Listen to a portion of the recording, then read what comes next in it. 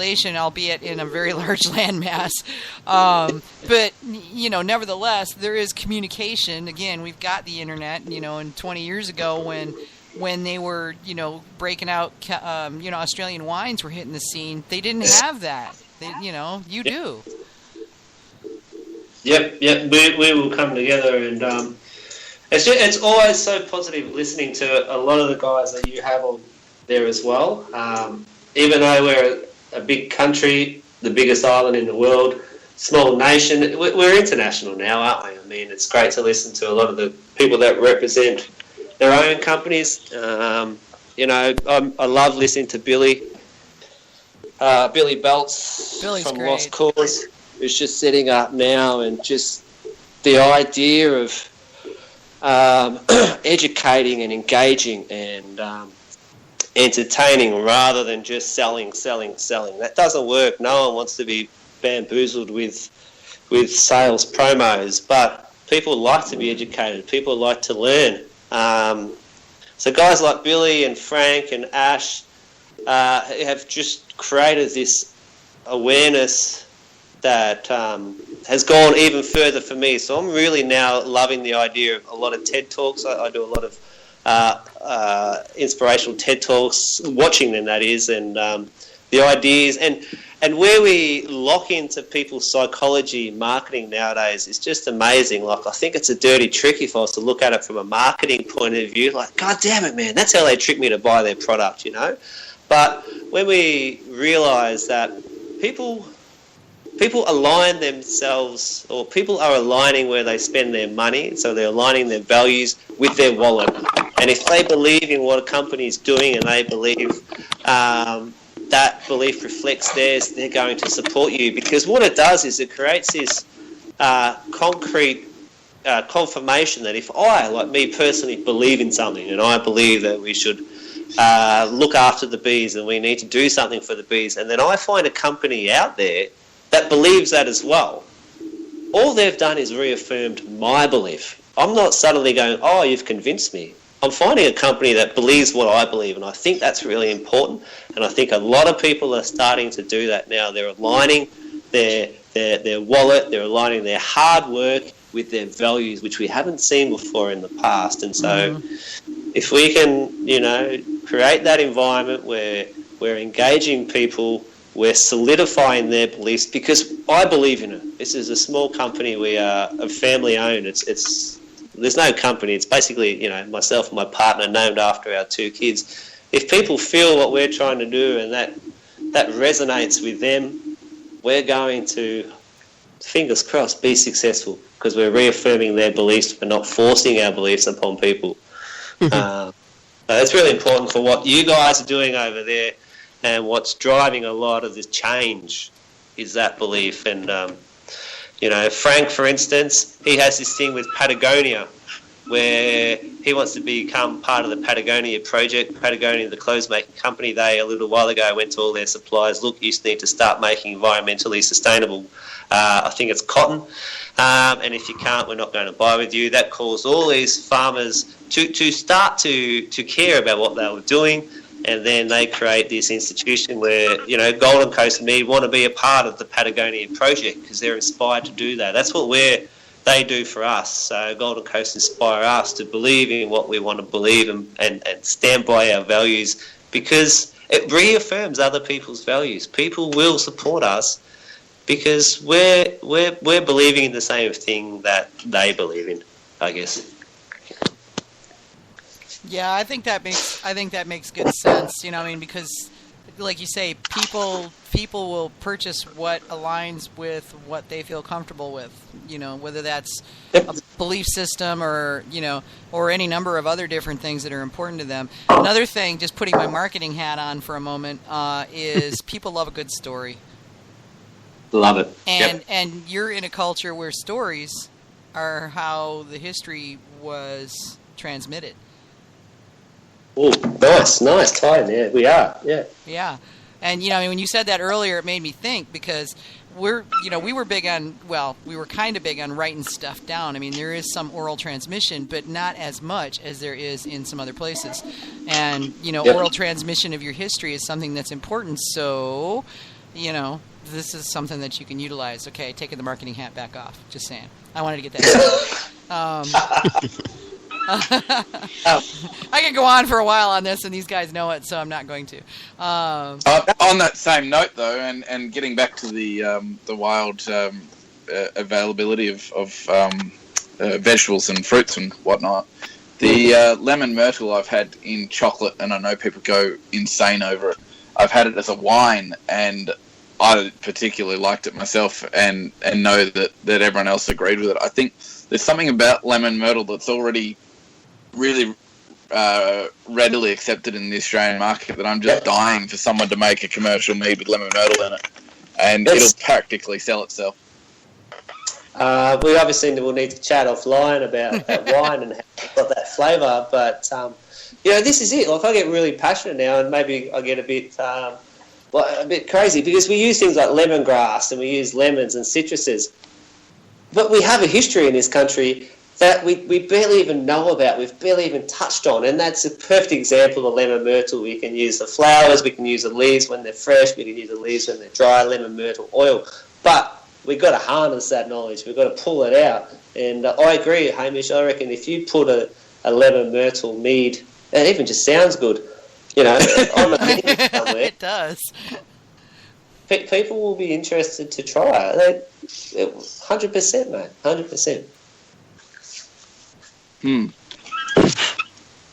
So that's the marketing and bit. I was waiting for a tie-in to drag the show back there, because you were just up and running, and I didn't want to interrupt you earlier. But that's it's a great flavour that I've had in a lot of different things, that I know that everybody just loves it for the fact that it's Australian. Well, we need to get people to be aware of guys like, there's a guy here in Sydney, I've had email conversation with a guy called Vic Cherikov. He's about the only one I know of so far in a big point of view, who is harnessing native ingredients and converting them into a readily accessible ingredient that we can use every day. So he's freeze drying and creating, lemon myrtle dusts that he's selling to restaurants and things like that, and making Illawarra plum, Davison plum confis and things. And so they're the type of people that we need to be aware of what mead is, and to start to work together in conjunction and start to promote the idea, because any restaurant in Australia that's offering indigenous products, so like lemon myrtle dust or finger limes and things like that, is going to be at the higher end of the market. They're going to be quite expensive restaurants, and because the ingredients are just so hard to find. And I think you'll talk about it with thistle last week, Suanne, like bunya nut. It might only come into flower. Oh, you're talking about a type of honey, but there's a bunya nut which will only come into flower every 4 years. And so if you were to get a flow of bunya nuts, it's nearly 1,200 days before you'll get another crop. I mean, it's hard without the knowledge to raise awareness of these ingredients that we have in our backyard. But, we look at overseas. They're growing like weeds. Exactly. But I wouldn't go out in my front yard and have a single bloody idea about half the weeds that are growing and whether or not I could use them. But I hear about dandelion meads and dandelion teas. We made dandelion wine when I was a kid. My dad was a big winemaker, and he would ferment it right in the wine bottle with a balloon on the neck. So that was the fermentation bubbler there, and that's your airlock. Yeah, that was the airlock, and it was in a half finished basement, so a basement with a dirt floor and rough dressed rock walls. Okay, I mean, we're not talking like a clean environment here. And I remember one summer he had my brother and I pick every dandelion in the yard, and it was like 2 buckets full of dandelion heads. And then we had to pick all the green bits off because green bits are bitter, And he fermented that, and it was really interesting because about 5 years ago I went home for the holidays, And my folks live in Michigan, and I was down in North Carolina, so I went home for the holidays, and I was riddling about in the basement because my dad's a pack rat, and you can find all kinds of neat stuff down there. So I was looking for things to hang on the walls and just to see what was down there, and I came across a bottle of that dandelion wine. It was 25 years old. Oh, wow. And oh, wow. Yeah, and so I brought it upstairs thinking it's probably going to be terrible. It's probably going to be just horrendously bad. Oh my God. It was smooth and silky and interesting and yummy, and I drank the whole bottle. I didn't even want to share it with anybody. It was like, you can have a sip, but the rest is mine. I'm really surprised. From what I've heard, unless you have a extended family coming to visit and at least 12 children to conscript, dandelion wine will practically turn you off just from having to pick and de-stem them all. Oh, it was horrendous. We hated Dad for months after that because literally we had like a 2-acre yard and we were out there all day picking dandelions. It was terrible. But it's not just the picking, but the taking the greens off. I can't. That's why I've never done it. I can't imagine doing that. So yeah, well, he yelled at us because we were to pick only the flowers and to leave the greens behind altogether, and to just get that flower head. And there's a trick to it which you learn after the 4,000th dandelion, grab the yellow and twist it out? Yeah, you kind of grab it and twist it just so, and he was like, my brother was 8 and I was like 10, we weren't exactly, Yeah.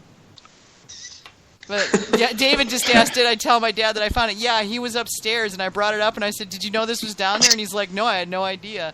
And I said, can I drink it? And he's like, knock yourself out. It'll probably be terrible.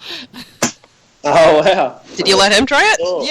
Yeah, I poured some for him, but he had made it sweet, and Daddy doesn't like sweet wines anymore. At the time, though, he was in his 20s, or 30s or something like that, but, it was a different thing then. He was making wine in his basement. It was, like, edgy and cool. It was, a little like moonshining, so, yeah. It was just, I remember I would help him because he would let me put the balloons on the necks of the bottles, and I'd go down and watch them expand. So even then, without knowing it, I had a, thing with fermentation. Yeah, Hunter knows what mead is, and he understands that mead comes from honey, and honey comes from bees, and I'm hoping one day he will take over the business. That's his namesake, or at least find a couple of quality bottles of mead in our attic when I'm an old man. So. And what are you going to do when this third one comes along in a couple of days? You're going to have to change the company name. Shit, Vicky, I don't know, man. I don't know. It's surprise. Uh-huh. We don't know. We'll have to come up with like another like beer company or something and name it after them. So we're not sure at this stage. Just not Cooper. Nobody likes Coopers at the moment. Well, you got yeah. Cooper's. You got the harp, and you got the spear, and you got a ship's wheel. So that's your third thing there. You're just going to have to come up with a name that kind of evokes that. You could name this third child, like, I don't know, Penis or Man of War. Or Yeah, Penis sounds like it's penis. Yeah, let's not with the penis. That's just Penis rude. would get the child beat up in elementary school, yeah. Yeah. That's like, you're moving into a boy named Sue territory there. Yeah, that's very true, very true. So, okay, the only thing you haven't evoked in your children's names or, evoked in your thing with your children's names in your logo is that ship's wheel. So you have your assignment. Pull in Bosun. How's that? There you go. Bosun works, yeah. Something like that. We definitely, I don't know, like there's accidents and then there's happy accidents and surprises. Great surprises. So we've had 2 surprises so far, and the third one probably due Friday. And you don't know, you can't plan this sort of stuff. Just like we know what causes that now. Yeah, mead, Vicky. Yeah, exactly. I thought it was a humidity or something. We've only been down here 3 years, and we're about to have 3 babies in 3 years. I think it must be the cooler temperature. Something in the air, yeah. It's probably the air. Yeah. When did you start making funky Golden Coast style meats? Well, Nerida's been pretty much pregnant or involved in breastfeeding for the last 3 years. So the alcohol content hasn't played any part into our successful